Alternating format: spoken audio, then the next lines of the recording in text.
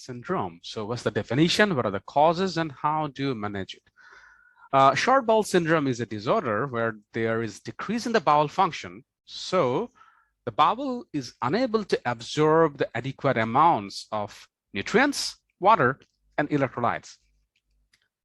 So severe that it requires parenteral nutrition to support the growth and development of the person.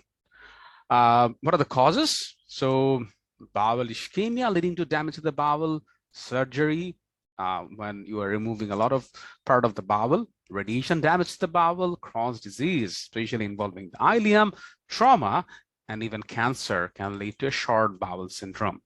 How do you manage? So first of all, you have to correct the fluid loss because you are not absorbing a lot of fluid. The fluids are secreted, so there is a high volume of stool, and you have to supplement the patient IV fluid and electrolytes. You have to decrease loss through the gut by restricting the fluid intake to 500 ml per day.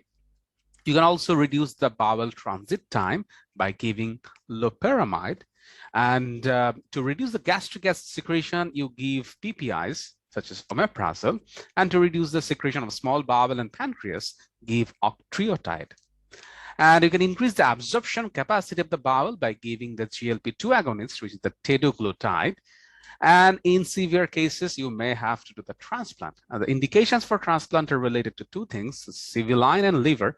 So if there is severe civilline infection, so recurrent sepsis, if there is thrombosis to the civilline leading to loss of multiple IV access point, and recurrent AKI due to the dehydration from the fluid loss.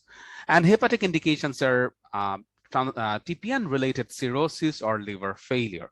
So that's all.